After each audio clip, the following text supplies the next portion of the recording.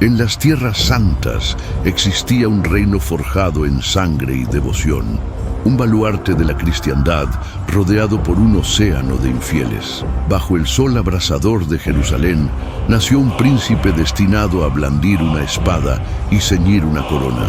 Pero el destino, con su peculiar crueldad, tenía otros designios. No sería solo un monarca, sino una paradoja, un soberano legendario, el último escudo de un imperio frágil, consumido desde dentro por una sombra que ni la fe más pura podía disipar. Esta es la historia de Balduino IV, el rey que conquistó batallas y corazones, pero fue traicionado por su propio cuerpo.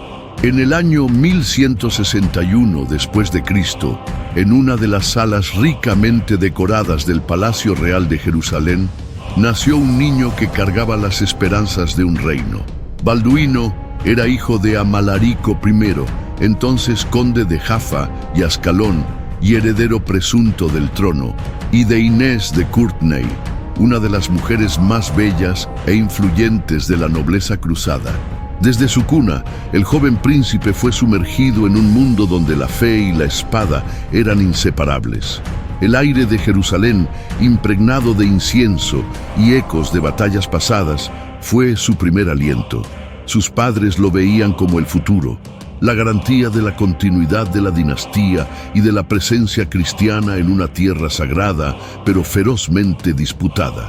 La infancia de Balduino no fue ordinaria. No podía serlo. Como príncipe de Jerusalén, fue educado para ser un guerrero de Cristo y un gobernante sabio. Sus preceptores, hombres de la iglesia y caballeros experimentados, le inculcaron los ideales de la caballería: valentía, honor, justicia y, sobre todo, una fe inquebrantable. Aprendió latín, francés, las tácticas militares de los cruzados y la compleja política del Oriente Medio. Sus días estaban llenos de estudios arduos y entrenamientos rigurosos. Con escuderos de su edad, practicaba esgrima con espadas de madera, entrenaba en equitación y soñaba con liderar un día a caballeros en una carga contra los enemigos de Cristo. La energía y vivacidad del joven príncipe eran notables y parecía estar tejido con la misma fibra de los grandes reyes guerreros que lo precedieron. Sin embargo, en medio de esta promesa de grandeza, una anomalía sutil comenzó a manifestarse, una semilla de oscuridad que germinaría para devorar su destino. Cuando Balduino tenía solo 9 años, bajo la tutela del célebre historiador y arzobispo Guillermo de Tiro, este notó algo extraño. Durante un juego con otros jóvenes nobles, donde se pellizcaban para probar su resistencia al dolor, Balduino no reaccionó cuando sus amigos apretaron y mordieron su brazo derecho. Su mano, su brazo, no sentían nada. Era como si la conexión entre la carne y el cerebro estuviera rota, un vacío aterrador donde debería haber sensación. Guillermo de Tiro, hombre de vasta erudición pero limitado por la ciencia de su tiempo, sintió un escalofrío. Aunque la lepra no era plenamente comprendida, sus signos iniciales de adormecimiento y pérdida de sensibilidad eran conocidos. El diagnóstico, confirmado por médicos de la corte, fue un golpe devastador, un trueno que destrozó la calma del palacio. Aquel niño brillante, el futuro del reino, estaba aquejado por la maldición de la lepra, una enfermedad que en esa época no solo deformaba el cuerpo, sino que aislaba el alma, llevando al marginamiento y al ostracismo. La noticia se propagó como un incendio por los corredores del poder, convirtiéndose en susurros y miradas inquietas. El heredero del reino de Jerusalén, el campeón esperado, estaba enfermo. La alegría del nacimiento y la promesa de un reinado glorioso se transformaron en una desesperación silenciosa. La enfermedad, vista por muchos como un castigo divino, proyectó una sombra sobre el joven príncipe y el futuro de todo el reino cruzado. El diagnóstico de lepra en Balduino no fue solo una tragedia personal, fue un cataclismo político para el reino de Jerusalén. En aquella era, la lepra no era solo una enfermedad, sino una condena. Considerada por muchos como un castigo divino o una marca de impureza, cargaba un estigma social y religioso abrumador. ¿Cómo podía un rey, el ungido de Dios, estar aquejado por tal mal? La pregunta pesaba sobre la corte, generando murmullos e incertidumbre sobre la legitimidad de su futura realeza. El trono de Jerusalén, ya una joya frágil rodeada de enemigos, parecía ahora bajo una profecía sombría. A pesar de la sombra que la enfermedad proyectaba, la formación de Balduino no se detuvo. Guillermo de Tiro, su tutor, hombre de inmensa sabiduría y compasión, continuó guiándolo. No solo le enseñaba historia y estrategia, sino que intentaba inculcarle una resiliencia inquebrantable. Guillermo veía más allá de la enfermedad, reconociendo la inteligencia y determinación que harían de Balduino un líder excepcional, a pesar de las circunstancias. La infancia del príncipe se convirtió en una carrera contra el tiempo. Cada día de aprendizaje militar y político se tornó más urgente. Balduino, sintiendo la progresión del adormecimiento y viendo las primeras manchas pálidas en su piel, se entregaba a los estudios con una intensidad casi obsesiva. Sabía que debía compensar la fragilidad de su cuerpo con una mente más aguda y una voluntad más fuerte que la de cualquier otro rey. Aprendió a ocultar el dolor, a no mostrar debilidad, a disimular el sufrimiento para que sus enemigos, tanto externos como internos, no pudieran explotar su vulnerabilidad. La corte, sin embargo, comenzó a dividirse. Había quienes veían a Balduino como una inspiración, un símbolo de la lucha cristiana contra la adversidad. Pero otros, más pragmáticos o ambiciosos, empezaron a conspirar, cuestionando su capacidad para generar herederos, dudando de su aptitud para liderar ejércitos y mantener unido al reino. Estas intrigas en los bastidores se convertirían en un veneno lento, tan peligroso como la lepra en sus venas, debilitando al reino desde dentro. Los vientos políticos de Jerusalén soplaban fríos, presagiando tormentas. La juventud de Balduino, que debería haber sido un período de descubrimientos e inocencia, estuvo marcada por la conciencia precoz de su propia mortalidad y del pesado fardo que recaería sobre él. Vivía bajo la espada de Damocles, sabiendo que su tiempo en el trono sería limitado por la implacable progresión de la enfermedad. Este conocimiento, en lugar de quebrar su espíritu, pareció forjarlo en acero. La lepra, inicialmente una maldición, se convirtió irónicamente en una fuerza motriz.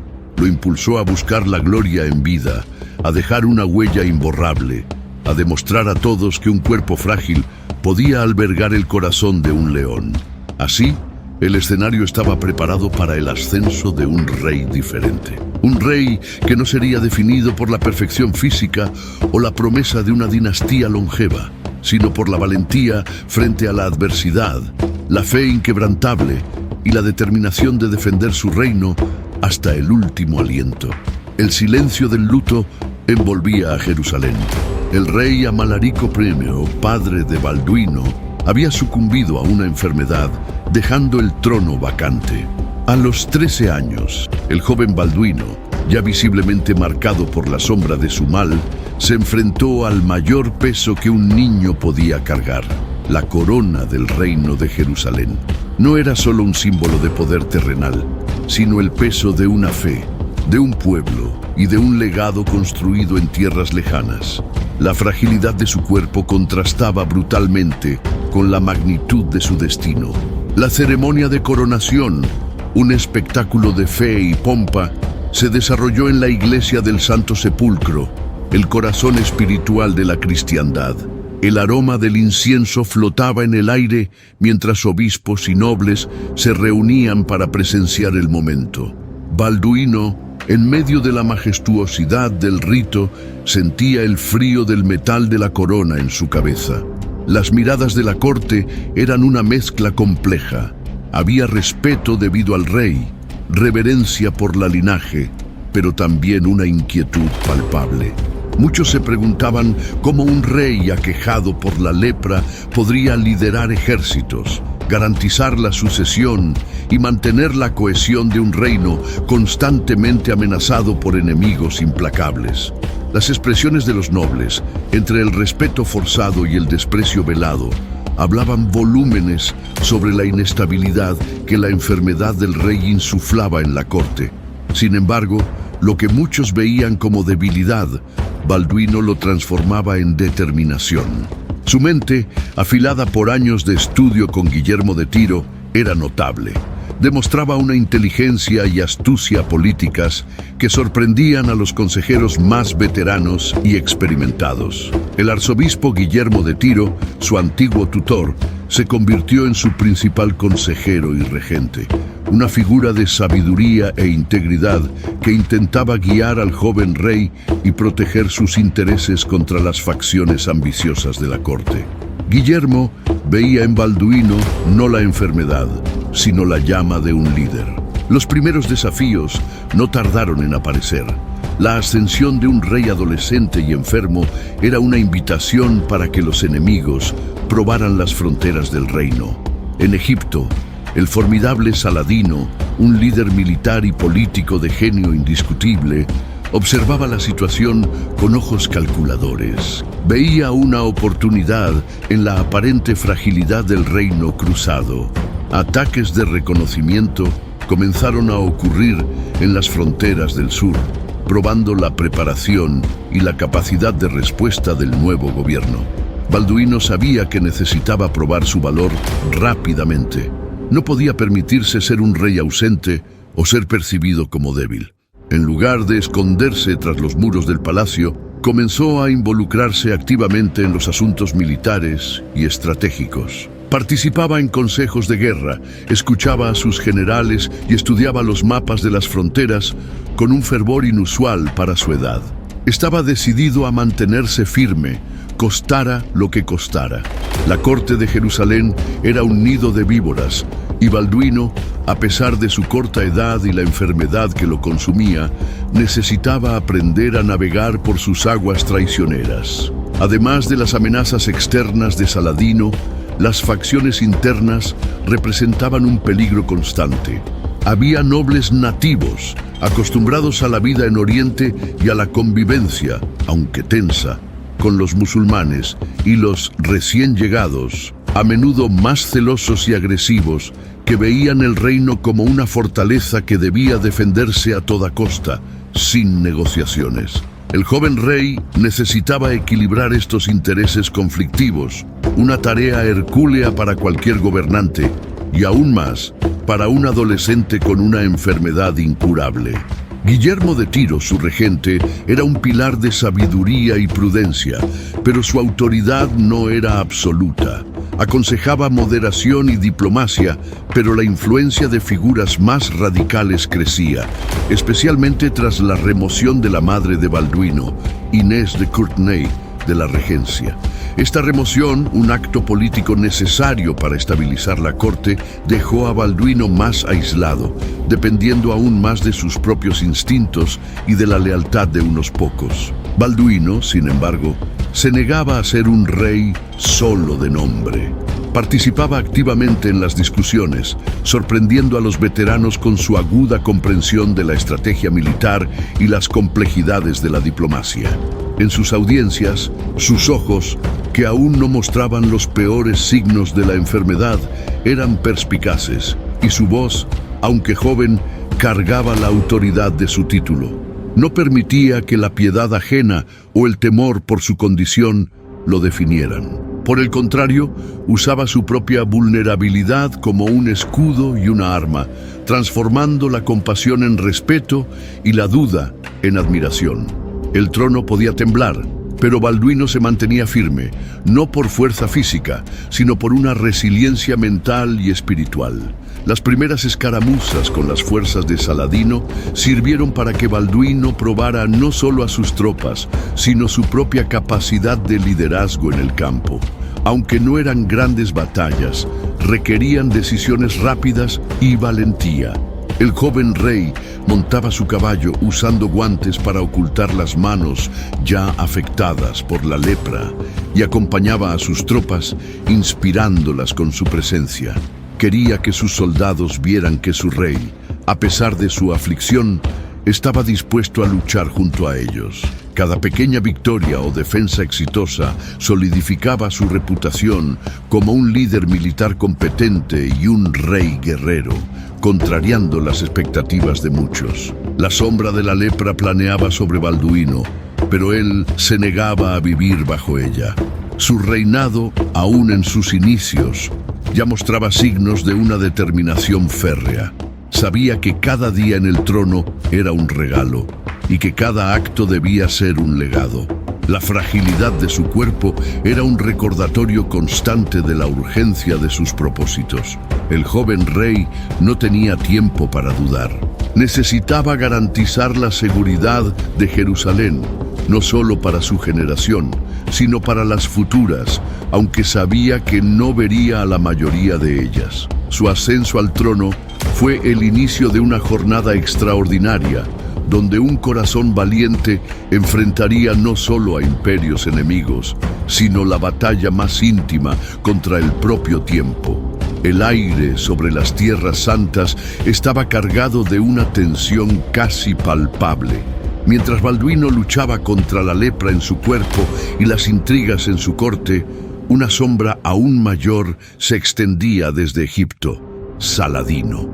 El sultán, unificador de Egipto y Siria bajo su bandera, veía a Jerusalén como una espina en su imperio, una afrenta a su fe y un obstáculo para su ambición de reunir todas las tierras islámicas. Era un genio militar y un diplomático astuto, y su ascenso representaba la mayor amenaza que el reino cruzado había enfrentado. Balduino sabía que su reinado sería definido por este enfrentamiento. La tregua precaria entre cristianos y musulmanes era constantemente puesta a prueba. Provocaciones y ataques de ambos lados, a menudo por señores de guerra más imprudentes, como Reinaldo de Chatillon, avivaban las llamas de la Guerra Santa. Cada ataque de Reinaldo, que saqueaba caravanas musulmanas y amenazaba la ruta de peregrinación a la Meca, era una afrenta directa a Saladino y una prueba a la paciencia de Balduino, que se veía obligado a intentar contener a sus propios vasallos rebeldes mientras lidiaba con el enemigo externo. En el año 1177 después de Cristo, la tormenta finalmente estalló. Saladino, con un ejército estimado en 26.000 hombres, una fuerza abrumadora para la época, marchó hacia Ascalón con el objetivo final de aplastar a Jerusalén de una vez por todas. Esperaba una victoria fácil. Balduino, con solo 16 años y visiblemente más afectado por la lepra, no vaciló. Sabía que la derrota significaría el fin de su reino y tal vez de toda la presencia cristiana en la Tierra Santa. El joven rey, a pesar de su fragilidad física, decidió liderar personalmente la respuesta. Con apenas unos 375 caballeros y algunos miles de infantes, Balduino parecía marchar hacia el suicidio. Muchos le habrían aconsejado refugiarse en una fortaleza y esperar refuerzos. Pero el rey leproso tenía un plan audaz y una fe inquebrantable. Pretendía interceptar a Saladino antes de que sus fuerzas pudieran reagruparse tras la larga marcha. La batalla de Montgisard se convirtió en el escenario de la más impresionante demostración de valentía y genialidad táctica de Balduino. La escena de la batalla era caótica y brutal. Balduino, montado en su armadura reluciente, con una cruz de Cristo en su escudo, parecía un espectro de guerra. Sus facciones, ya pálidas y con los primeros signos de desfiguración, estaban endurecidas por la determinación. La batalla sucia, con el polvo levantado por los caballos y los choques, los gritos de guerra y el clangor del metal, creaba un infierno en la tierra. En medio de ese caos, Balduino era la personificación de la resistencia. No solo comandaba, inspiraba. Su fe era tan palpable como su espada. La enfermedad no vencería al coraje. La escena era de puro caos y gloria. En el centro de la furia de la batalla de Montgisard, Balduino IV, un joven de 16 años consumido por la lepra, no retrocedía. Montado en su caballo, a pesar del dolor y el adormecimiento que minaban su cuerpo, empuñaba una lanza con una mano y con la otra alzaba en alto una reliquia de la Vera Cruz. Este acto de fe y desesperación inspiró a sus caballeros a una furia santa, una valentía que superó el miedo a la muerte y la disparidad numérica. No luchaban solo por un rey, sino por un ideal, por su fe y por la propia existencia de Jerusalén. Los hititas habían visto a Ramsés luchar como león. Ahora, los mamelucos de Saladino veían el cuerpo frágil de Balduino transformarse en un huracán de acero y devoción. La ferocidad del ataque cruzado tomó al ejército de Saladino completamente desprevenido. El sultán, que esperaba una victoria fácil sobre un rey enfermo y un ejército inferior en número, vio a sus tropas de élite, los mamelucos, desorganizarse por la carga impetuosa de los cristianos. El polvo de la batalla se mezclaba con la sangre. Los gritos de Deus Vult se entremezclaban con los alaridos de guerra islámicos. Las carretas y la caballería de Saladino, aunque numerosas, no lograron contener el ímpetu de la carga liderada por el rey. La batalla era sucia, íntima, brutal. En medio del enfrentamiento, el propio coraje de Balduino se convirtió en una leyenda viva. Aunque su enfermedad lo debilitaba, su voluntad era de hierro. Se lanzó a combates personales, su figura pálida y valiente, contrastando con la fuerza e imponencia de los guerreros musulmanes que lo rodeaban. Su determinación era un testimonio vivo de que la enfermedad no vencía al coraje. Las fuerzas de Saladino, antes confiadas, fueron sorprendidas y aplastadas. El desorden se extendió por sus filas. El propio Saladino escapó por poco, huyendo en un camello de carrera, y la mayor parte de su ejército fue dispersada, muchos masacrados mientras intentaban huir por el desierto. Miles de soldados de Saladino fueron muertos o capturados, y su campamento fue saqueado por los victoriosos cruzados. Montgisard fue una victoria arrolladora para Jerusalén, un triunfo que resonaría durante años. Balduino, exhausto y tambaleante por su condición, alzaba la Vera Cruz al final de la batalla, mientras el sol poniente bañaba el campo de batalla en tonos de rojo y oro. Sus hombres lo aclamaban como héroe, un milagro. Aquel día, Balduino no solo ganó una batalla, desafió al destino y reafirmó la creencia de su pueblo en la protección divina. Había probado que, a pesar de la lepra, era un líder militar brillante y un rey digno del trono de Jerusalén. La enfermedad podía consumir el cuerpo, pero jamás quebraría el espíritu de un rey que luchaba por la fe y la supervivencia de su reino. La gloria de Montgisard se convertiría en el punto culminante de su breve, pero legendaria, carrera militar. La victoria resonante en Montgisard solidificó la reputación de Balduino IV como un brillante líder militar y un rey bendecido, silenciando por un tiempo las voces escépticas en su corte. Sin embargo, la guerra contra Saladino estaba lejos de terminar, y la salud de Balduino continuaba deteriorándose. La gloria de la batalla dio paso a un período de treguas frágiles y diplomacia compleja, donde la verdadera amenaza no venía solo de las espadas enemigas, sino de las intrigas y ambiciones dentro del propio reino de Jerusalén. Saladino, humillado por la derrota en Montgisard, no tardó en recuperarse. Era un estratega paciente y persistente, y la idea de que un rey leproso hubiera frustrado sus planes era un insulto que no olvidaría.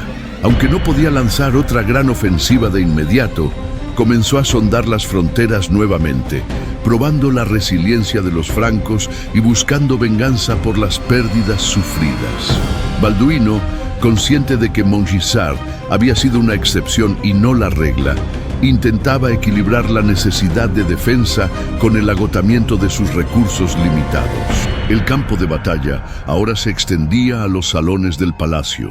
La corte de Jerusalén era un enredo de intereses y personalidades, muchas de las cuales veían la enfermedad del rey como una oportunidad para avanzar sus propias agendas. El principal problema era la cuestión de la sucesión. Balduino, debido a la lepra, era incapaz de engendrar hijos.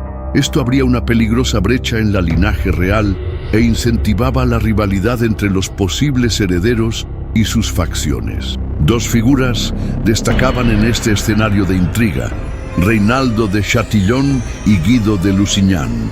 Reinaldo, un varón imprudente y sediento de poder, era un cruzado conocido por sus acciones agresivas y a menudo desprovistas de cualquier sentido de diplomacia u honor. Sus ataques implacables a caravanas musulmanas, violando treguas y robando mercancías, eran una fuente constante de provocación a Saladino.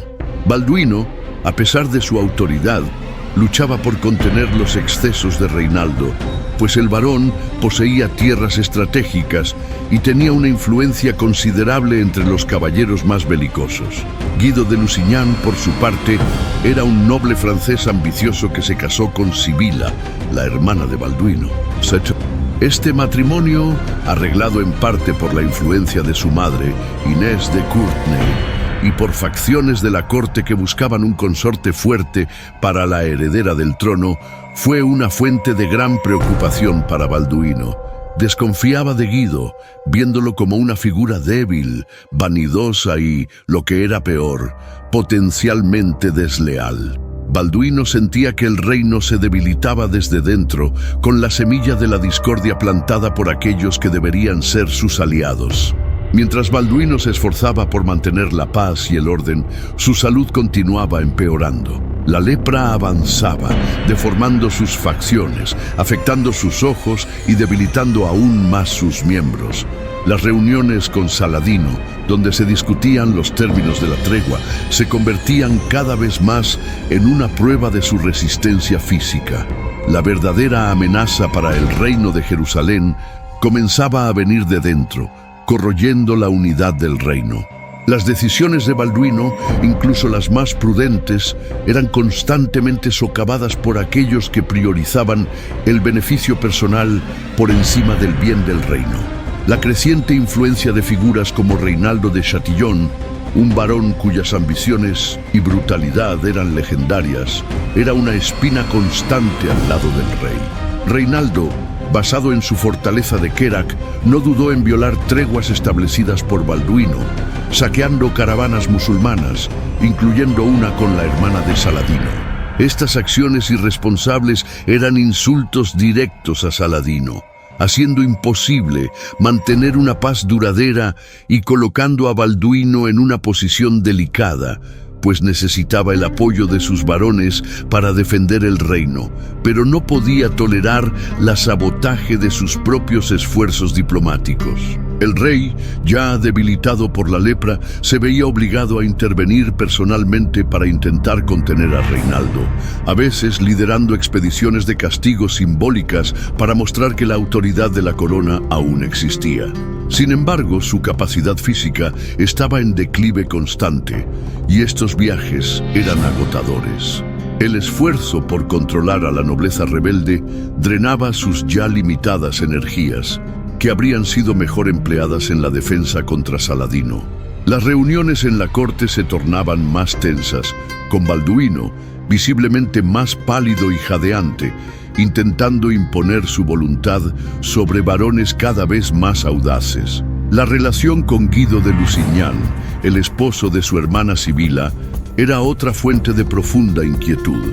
Balduino albergaba una profunda desconfianza hacia la capacidad de liderazgo y el carácter de Guido.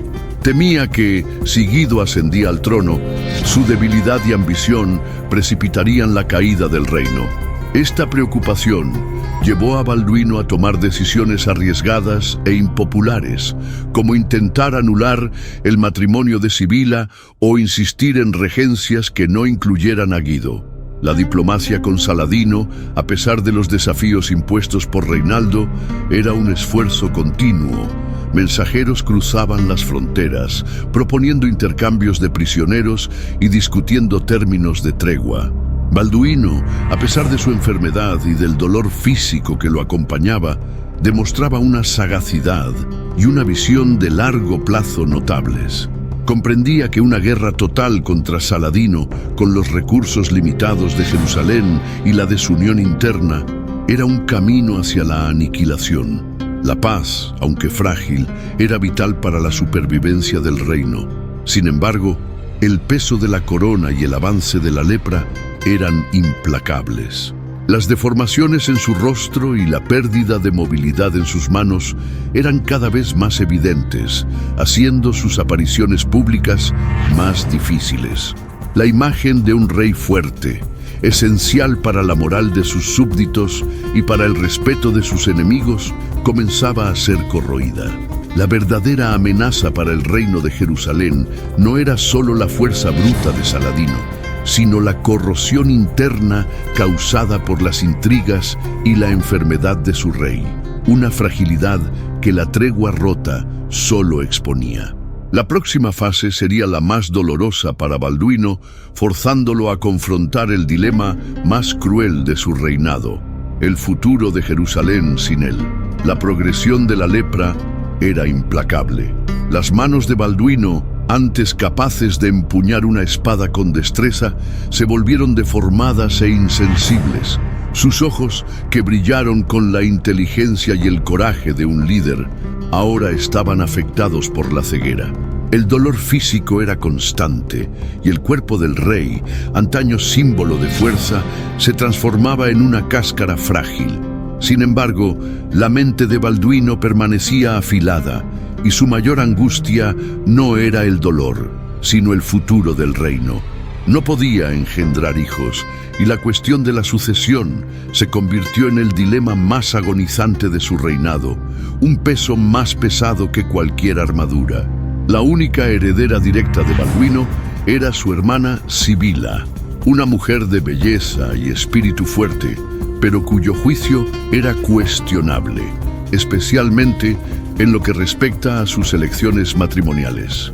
Su matrimonio con Guido de Lusignan había sido una fuente constante de preocupación para el rey. Balduino veía en Guido no la figura de un líder capaz de unir al reino y enfrentar a Saladino, sino un hombre vanidoso, impulsivo y sin la estatura política o militar necesaria para el trono de Jerusalén.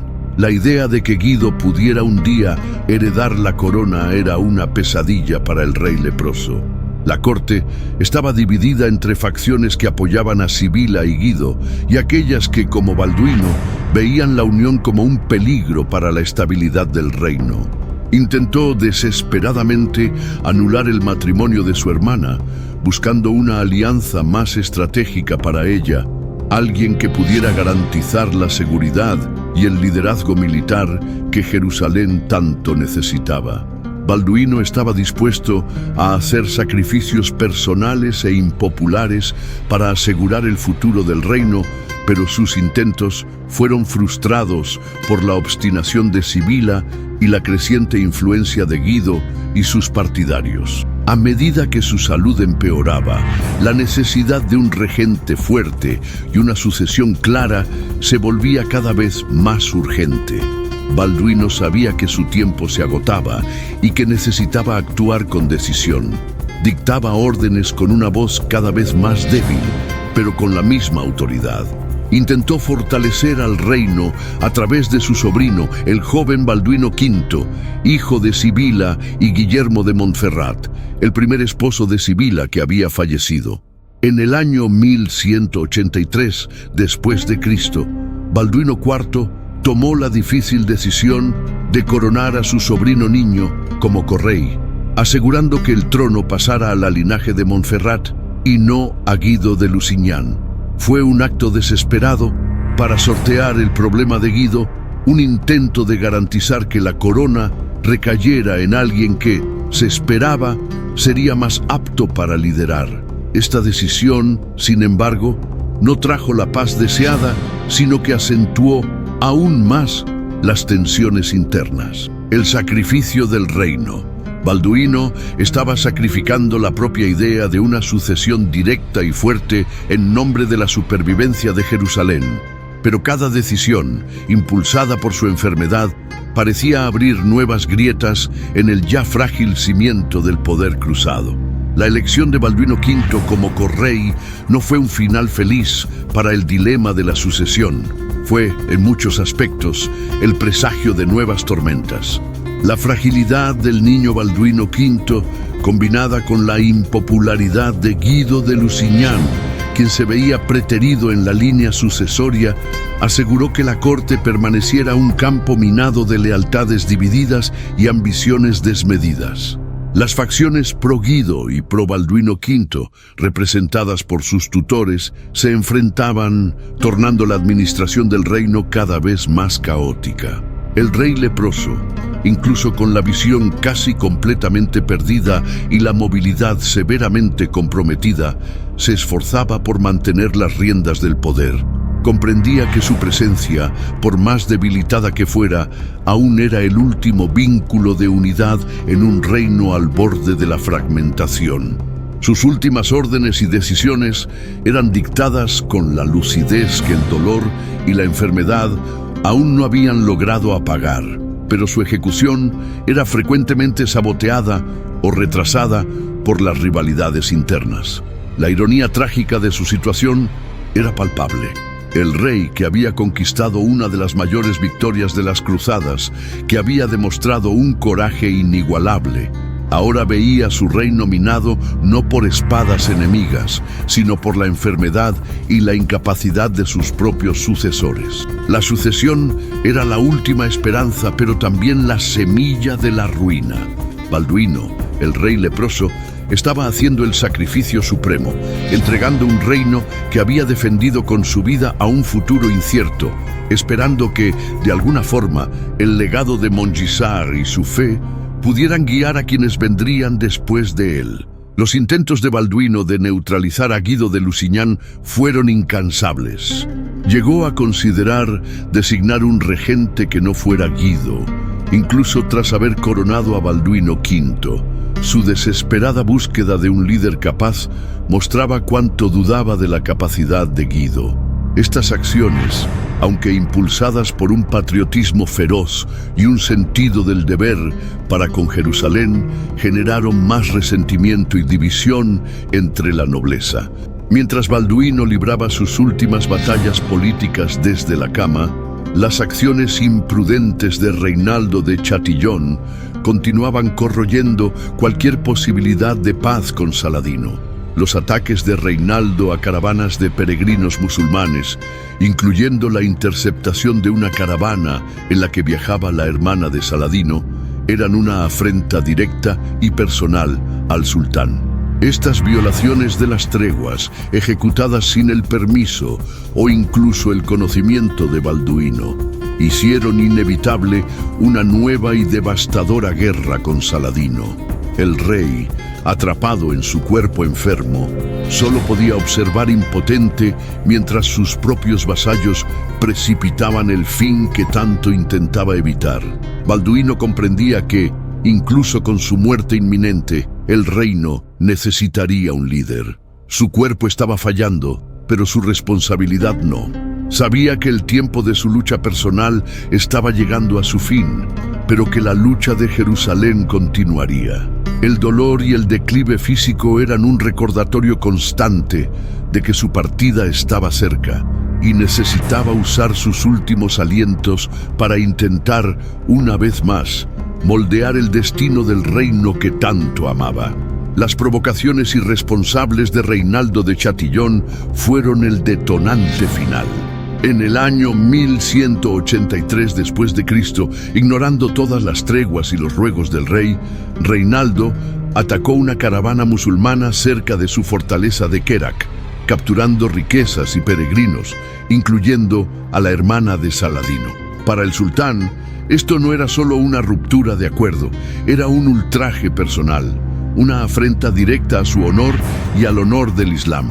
La paciencia de Saladino se había agotado. La furia del sultán era un incendio que arrasaría las tierras santas. Saladino, reuniendo un vasto ejército, marchó con determinación hacia el sur, directo a la fortaleza de Kerak, el refugio de Reinaldo. El castillo, imponente y estratégicamente ubicado, estaba bien defendido, pero el asedio de Saladino era implacable. Máquinas de asedio gigantescas, catapultas y torres de asalto fueron erigidas, lanzando piedras y fuego contra las murallas. Era un espectáculo aterrador de poder militar, y la caída de Kerak significaría una victoria estratégica y moral inmensa para Saladino. Balduino, mientras tanto, estaba en un estado físico deplorable. La lepra había avanzado sin piedad. Estaba prácticamente ciego, sus manos y pies deformados e insensibles, y el dolor era una tortura constante. Ya no podía montar a caballo ni blandir una espada. El rey, antaño el león de Mongisar, estaba ahora confinado a una litera, llevado por sus hombres leales. Sin embargo, incluso con el cuerpo fallando, el espíritu de Balduino no retrocedía. La noticia del asedio de Kerak y de la afrenta de Reinaldo lo enfureció, pero también lo impulsó a la acción. Con una determinación heroica, Balduino reunió lo que quedaba de sus fuerzas y partió para levantar el asedio de Kerak. Su presencia, aunque frágil, era esencial. Ver a su rey, tan debilitado siendo llevado a la batalla, infundió una mezcla de tristeza y admiración en sus caballeros. Era un testimonio silencioso de la devoción de Balduino a su reino y a su fe. La litera del rey era transportada entre las tropas, un símbolo conmovedor de un líder que se negaba a abandonar a su pueblo, incluso cuando su propio cuerpo lo abandonaba. Al acercarse a Kerak, la vista de las inmensas máquinas de asedio de Saladino era intimidante. Sin embargo, la mera noticia de la llegada de Balduino, el rey leproso que había aplastado a Saladino en Mongisar, causó inquietud en las filas musulmanas. La reputación del joven rey aún era poderosa. Saladino, cauteloso y respetuoso de la capacidad estratégica de Balduino, incluso en su condición actual, consideró el riesgo de un enfrentamiento directo. La memoria de la derrota anterior aún lo perseguía. La presencia de Balduino, incluso llevado en su litera, era un símbolo poderoso para ambos lados. Para los cruzados sitiados en Kerak, la visión de su rey desafiando a la propia muerte para llegar hasta ellos era un bálsamo para el espíritu y un impulso para la resistencia. Para las fuerzas de Saladino era un recordatorio vívido de la derrota en Mongisar y de la capacidad inquebrantable de aquel rey de revertir situaciones aparentemente perdidas. Sin embargo, la estrategia de Saladino esta vez fue diferente. Viendo la inminencia del enfrentamiento directo y la resiliencia inspirada por la presencia de Balduino, optó por la cautela táctica. En lugar de arriesgar otra batalla campal contra el rey leproso que había demostrado ser tan astuto, Saladino decidió retirar sus fuerzas de Kerak.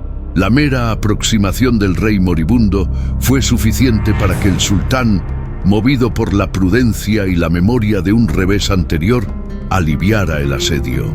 Era una victoria moral para Balduino, una demostración de que su nombre y su coraje aún tenían un poder inmenso, incluso cuando su cuerpo estaba en colapso. A pesar de esta victoria temporal en Kerak, el asedio había sido un recordatorio brutal de la creciente fragilidad del reino de Jerusalén. Las incursiones de Saladino se volvían más frecuentes y audaces, impulsadas por las continuas provocaciones de figuras como Reinaldo de Chatillon. Balduino intentaba, en sus momentos de lucidez y fuerza, castigar a Reinaldo, pero su autoridad estaba disminuida por la enfermedad y la fuerte oposición política de otros varones que veían en Reinaldo un líder, aunque imprudente, de la facción más agresiva. Las flechas volaban, la arena del desierto se mezclaba con el sudor del esfuerzo y la capacidad del rey para intervenir directamente disminuía cada día. Los últimos años de Balduino fueron un testimonio de su resiliencia inquebrantable. Aunque su lepra estaba en etapa terminal, continuó intentando gobernar, nombrando y destituyendo regentes, como su cuñado Guido de Lusignan, a quien consideraba inadecuado, y tomando decisiones que, en su visión, podrían salvar al reino. Fue llevado en literas a reuniones y, cuando necesario, cerca de sus tropas, asegurando que su presencia aún inspirara temor en los enemigos y lealtad en sus súbditos. El cuerpo podía fallar, pero el espíritu no retrocedería. El fin se acercaba, y Balduino lo sabía. Había cumplido con su deber, luchado contra el enemigo más poderoso de su tiempo y resistido contra la enfermedad que lo consumía. Kerak fue una de sus últimas grandes demostraciones de liderazgo, un acto final de desafío contra el destino.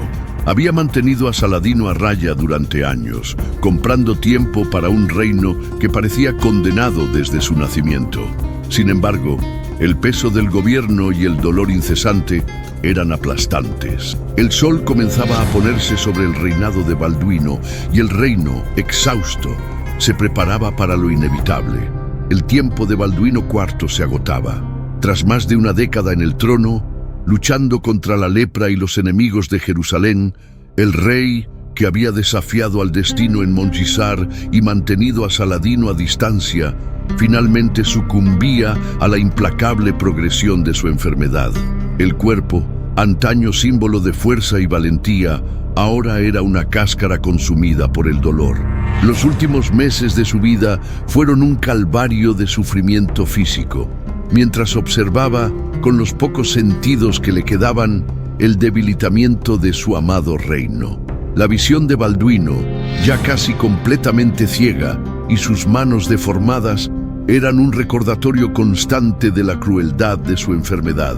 Ya no podía sostener siquiera un cetro. El joven rey guerrero se había transformado en un anciano antes de tiempo, atrapado en su propio cuerpo.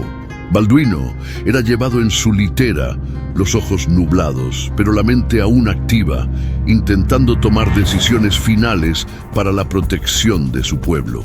Cada movimiento era una agonía, cada palabra pronunciada, un esfuerzo. A finales del año 1184 y principios de 1185 después de Cristo, la agonía de Balduino era evidente.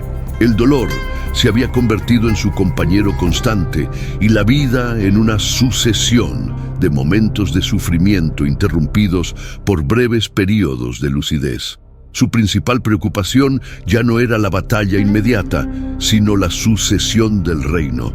Había coronado a su sobrino, el niño Balduino V, como correy y nombrado al conde Raimundo III de Trípoli como regente.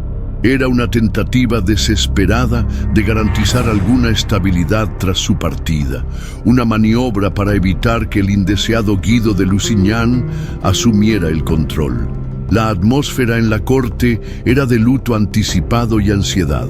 El pueblo de Jerusalén, que tanto había admirado el coraje y la resiliencia de su rey, observaba con pesar su declive. Las noticias de su condición se esparcían rápidamente, alimentando el desánimo. Hasta los reyes mueren, pero el honor, él creía, no. En sus últimos actos, Balduino intentó reforzar la autoridad del conde Raimundo de Trípoli, jurando lealtad ante él frente a sus varones. Exigió que todos juraran apoyo a Balduino V y a Raimundo, buscando consolidar el poder y evitar la discordia tras su muerte. Estas eran las últimas órdenes de un rey moribundo, dictadas con la lucidez de quien sabe que el tiempo es corto y las consecuencias eternas. Se negaba a partir sin hacer todo lo que estaba a su alcance para proteger a su pueblo y su legado. El rey Balduino IV falleció en marzo del año 1185 después de Cristo, a los 24 años de edad. Fue una muerte prematura para cualquier hombre, pero un fin inevitable para aquel que vivió bajo la sombra de la lepra desde la infancia. El velo que cubría su rostro, ya desfigurado, era un símbolo de la tragedia que se abatió sobre él y sobre el reino. El pueblo observó en silencio mientras su rey era llevado, la tristeza y la incertidumbre, planeando pesadamente sobre la ciudad santa. Aquel día, una era de coraje y resistencia llegaba a su fin. La muerte de Balduino IV, tan joven, pero tan marcada por la enfermedad y la lucha, sumió a Jerusalén en una atmósfera de luto profundo y aprensión. El cuerpo del rey, desfigurado pero aún reverenciado, fue preparado para el sepultamiento con toda la pompa y rituales que un monarca de la Tierra Santa merecía. Aunque su tumba exacta en el Santo Sepulcro es objeto de debate entre los historiadores, la creencia en la época era que descansaría allí, en el corazón de la fe que tan valientemente defendió. La simbología era fuerte. El rey que personificó la resiliencia cristiana reposaba ahora en el lugar más sagrado del cristianismo. Sin embargo, la tristeza por la pérdida del rey pronto dio paso a una terrible crisis de sucesión. El plan de Balduino de garantizar una transición suave para su sobrino, el niño Balduino V, y la regencia de Raimundo de Trípoli, se desmoronó en poco tiempo. El joven Balduino V era un niño enfermo y frágil. Su muerte, un año después de la de su tío, en el año 1186 después de Cristo, lanzó al reino en un caos irrecuperable. Las maquinaciones políticas que Balduino IV tanto temiera se concretizaron. Con la muerte del niño rey, la facción de Guido de Lusignan y su esposa Sibila actuó rápidamente. Contra la voluntad expresa de Balduino IV, se apoderaron del trono. Guido, que el rey leproso había juzgado incapaz de liderar, se convirtió en el nuevo rey de Jerusalén. Su ascensión fue controvertida y dividió aún más a la nobleza, debilitando al reino en el momento más crítico. La falta de unidad y el liderazgo ineficaz de Guido serían factores cruciales para la tragedia que seguiría. Hasta los reyes mueren, pero el honor de Balduino sí permanecería. Sin embargo, la supervivencia del reino, que él había luchado tanto por proteger, estaba ahora en peligro mortal. El sacrificio de su cuerpo y el dolor de sus decisiones finales parecían haber sido en vano. Ante la codicia y la miopía de sus sucesores, el vacío de liderazgo dejado por Balduino IV fue catastrófico. Nadie más en la corte poseía su combinación única de inteligencia táctica, carisma y autoridad para unir a las facciones y enfrentar a Saladino. 2 años después de la muerte de Balduino IV, en el año 1187 después de Cristo, el reino de Jerusalén enfrentaría su destino. Saladino, que había respetado a Balduino, ahora veía una oportunidad inigualable en la debilidad de Guido de Lusignan y la desunión de los cruzados. La batalla de Hattin, uno de los eventos más trágicos de la historia de las cruzadas, sería el escenario de esta catástrofe. Bajo el liderazgo desastroso de Guido, el ejército cruzado sería aniquilado por Saladino. Esta derrota abriría el camino para el evento más temido, la caída de Jerusalén. La ciudad de Jerusalén, majestuosa, pero ahora bajo el inminente asedio de Saladino, las banderas cristianas aún ondeando, pero con un sentido abrumador de condenación en el aire. El sacrificio del rey leproso había comprado tiempo, pero la imprudencia de sus herederos desperdiciaría esa última oportunidad. El ocaso del rey Balduino marcó el fin de todo un reino.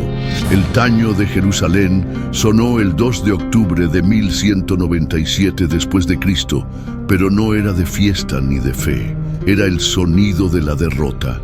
La ciudad sagrada que Balduino IV había defendido con cada fibra de su ser cayó. 2 años y 6 meses después de la muerte del rey leproso, el temido Saladino marchaba victorioso por las calles que un día el joven Balduino había jurado proteger. La caída de Jerusalén fue un golpe devastador para la cristiandad occidental y un hito que cerró un periodo de casi un siglo de dominio cruzado. Era la concreción de los peores temores de Balduino, una prueba dolorosa de que, sin su liderazgo, el reino no podía resistir. La derrota en la batalla de Hattin, bajo el liderazgo desastroso de Guido de Lusignan, había aniquilado al ejército cruzado y pavimentado el camino para la reconquista islámica. El vacío dejado por Balduino era inmenso. Nadie poseía su inteligencia táctica, su autoridad moral, ni su capacidad para unir a un reino tan dividido. Los templos vacíos y las ruinas de fortificaciones que antes resonaban con gritos de guerra y oraciones, ahora susurraban la historia de un poder perdido. A pesar de la caída de Jerusalén y el posterior declive de los estados cruzados, la figura de Balduino IV, el rey leproso, jamás fue olvidada. Por el contrario, su leyenda creció con el tiempo. Se convirtió en un símbolo de heroísmo y sacrificio inigualables en medio de la adversidad más cruel. Crónicas y relatos de la época, tanto cristianas como musulmanas, lo describieron con admiración.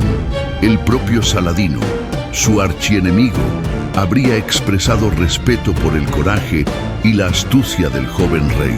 Esta admiración mutua entre adversarios es un testimonio raro de la estatura de Balduino. La leyenda de Balduino no es la de un conquistador que expandió vastos imperios, sino la del que solo defendía el reino. Su victoria en Montgisard, donde un pequeño ejército enfermo aplastó las fuerzas de un sultán poderoso, se convirtió en uno de los grandes milagros militares de la Edad Media. Era la prueba de que la fe, el coraje y el liderazgo podían superar la enfermedad y la disparidad numérica. Esa imagen de un rey heroico, valeroso, que luchó literalmente hasta el final, hasta el fin, permaneció viva. La memoria de Balduino fue preservada por monjes e historiadores que registraron su vida y hazañas, asegurando que su historia se contara a las generaciones futuras. Lo veían no solo como un rey, sino como un mártir vivo que ofreció su cuerpo y su alma por la causa de la Tierra Santa. Balduino no perdió la vida en vano. Se convirtió en una inspiración, una personificación de la resiliencia cristiana en tiempos oscuros. Perdió la vida, pero venció al olvido. Incluso después de la caída de Jerusalén, el nombre de Balduino IV resonó por siglos, no como un rey derrotado, sino como un símbolo de resistencia y fe inquebrantable. Su historia fue contada y recontada, inspirando a caballeros y laicos creyentes en toda Europa. La tragedia de su enfermedad, combinada con su valentía en batalla y su sagacidad política, lo transformó en una figura casi mítica. Se convirtió en el paradigma ideal del rey cruzado ideal que, contra todas las adversidades físicas, permaneció fiel a su juramento y protegió al reino desde el reino de Jerusalén hasta el último de sus últimos días. Si te gustó esta historia, suscríbete al canal, dale me gusta y deja tu comentario. Este es el canal Emperadores. Hasta la próxima.